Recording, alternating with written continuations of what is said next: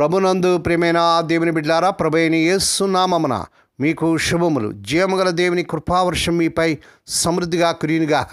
ఈ దినం అనగా డిసెంబర్ నెల 20 తారీఖు 2025 శనివారం హోలీ ట్రింటీ చర్చ్ మినిస్ట్రీస్ వారు అందించు అనుదినమన్న ఈ దిన మన ధ్యానాంశం ప్రభు మన సహచరుడు.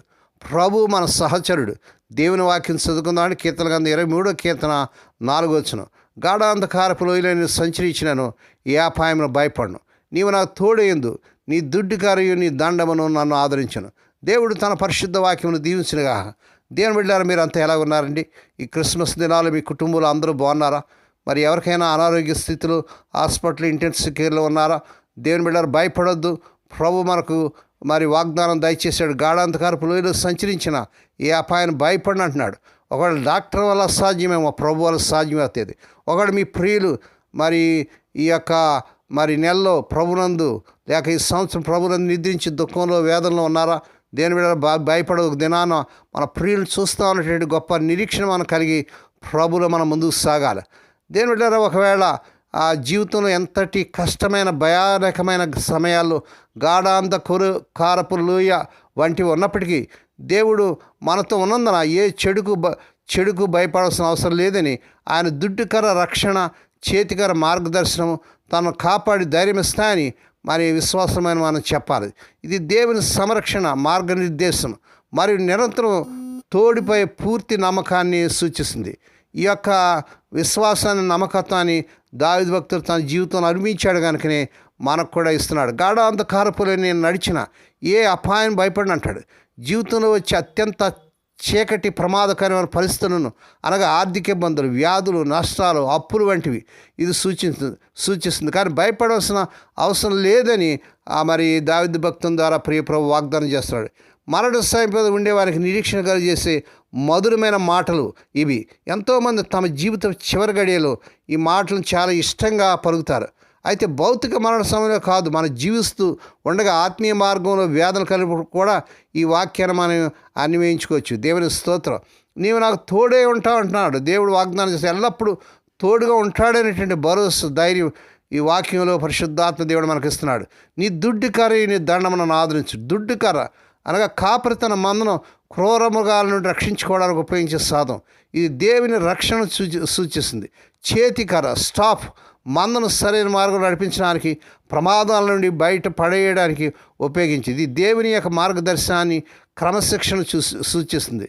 ఈ వచనం కష్ట సమయంలో దేవుడు తన బిడ్డను విడిచిపెట్టాడని, ఆయన రక్షణ మార్గనిర్దేశం ఎల్లప్పుడూ ఉంటుందని, కాబట్టి మనం అవసరం లేదనేటువంటి గొప్ప ధైర్యాన్ని, భరోసాని ఈ వచనం ద్వారా పరిశుద్ధాత్మ దేవుడు అనుగ్రహిస్తున్నాడు. దేవుని బిడ్డ, దేవుని సంరక్షణ, భద్రత మరియు శాశ్వతను తోడును నమ్మడం ద్వారా కష్టాలను ఎదుర్కొనేందుకు దేవుని బిడ్డలని మనకు ధైర్యాన్ని, ఓదార్పుని ఈ వచనం ద్వారా, ఈ వాగ్దానం ద్వారా ప్రియప్రభు మనకు అందిస్తున్నాడు. దేవునికి స్తోత్రం కలుగునుగాక.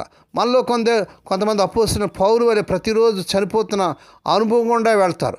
జాన్ బనీన్ అనేటువంటి గొప్ప దైవజనుడు తన ఆ యాత్రికుని ప్రయాణం పుస్తకంలో ఈ గాఢాంధకారపు లోయ అనుభవాన్ని ముందుగానే ప్రస్తావించాడు.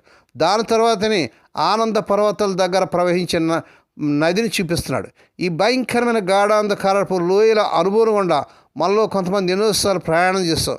ఆ సమయంలో కలిగే ఘోరమైన ఆలోచన నుండి, విచిత్రమైన భయాల నుండి, భయంకరమైన కునుగుదల నుండి కలిగే బాధను భరించేటట్టు ప్రభువే మనల్ని బలపరిచాడని సాక్ష్యాలు చెప్పగలం. ప్రభు మనం బ్రతికించి ఉంచాడు.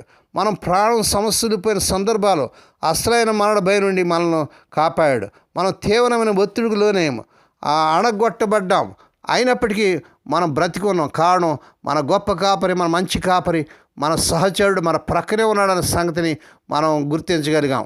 మన శత్రువు మనల్ని గాయపరచకుండా ఆయన తన దండంతో అడ్డుకొని తన దుడ్డుకరతో శత్రువును తరిమివేస్తాడని మనం విశ్వసించాలి. కాబట్టి మన జీవితంలో జీవంతో ఉన్నాం. ప్రస్తుతం భయంకర వేదనతో మన జీవితాలు కప్పబడి చీకటి చేయబడినప్పటికీ ప్రభును మహింపరుస్తూ ఆయన మన పూర్తి నమ్మకాన్ని ఉంచి ప్రశాంతంగా జీవితం దేవుని బిడ్డలారా, ఈ వాగ్దానం పట్టుకొని ప్రభు సన్నిధిలో మా మొరపెడదాం. గాఢాంధకారపులో నేను సంచరించిన ఈ అపాయము భయపడను. నీవు నాకు తోడేందు, నీ దుడ్డుగాను నీ దండము నన్ను ఆదరించని ఈ వాగ్దానం పలుమార్లు చెప్పుకొని ప్రభును స్తుతించి గనపరిచి ఆ రీతిగా మనం ధైర్యం పొందే పరిశుద్ధాత్మ దేవుడే మీకు సహాయం చేయనుగాక. దేవుడి మాటలు దీవించును గాక. ప్రార్థన చేసుకుందామండి. పరిశుద్ధుడైన మా తండ్రి, నీ పరిశుద్ధ నామమునకు వందనాలు చెల్లించుకున్నాను నాయన. ఈ ఉదయ కాల సమయంలో ఈ వర్తమానం మా తండ్రి వింటూ నాయన నాతో పాటు ఈ ప్రార్థనలో మరి పాలు పంపులు పొందిన మా ప్రియులు ఎంతమంది అయితే కష్టాలు, సమస్యలు, గాఢాంధకారపు లోయలు, మరణపు అంచుల్లో ఉన్నారో ప్రభా, ఆర్థిక ఇబ్బందులు, అప్పుల సమస్యలు, కష్టాలు, బిడ్డల వివాహాలు కాక నా తండ్రి సరైన మరి ఉద్యోగాలు, సరైనటువంటి జీతాలు లేక ఈ క్రిస్మస్ దినాలు ఎంతమంది అయితే వేదనతో దుఃఖంతో ఉన్నారో వారందరూ మీరు ఆదరించి కనికరించి ఆయన వారికి తోడుగా ఉండి వారి సమస్యల నుంచి, కష్టాల నుంచి, వేదల నుంచి నాయన విడుదల చేయండి. ఆయన నీ దిడ్డు నీ దండమును మమ్మల్ని ఆదరించినట్టు వాగ్దానం బిడ్డల పట్ల నెరవేర్చుకోండి తండ్రి.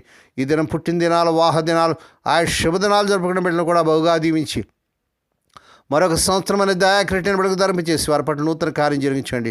ఏ కుటుంబాలు అయితే తమ ప్రియులు ఇద్దరి నుంచి మాడించి దుఃఖంలో వేదనలు అటు వారికి కావాల్సిన ఆదరణ దయచేయండి.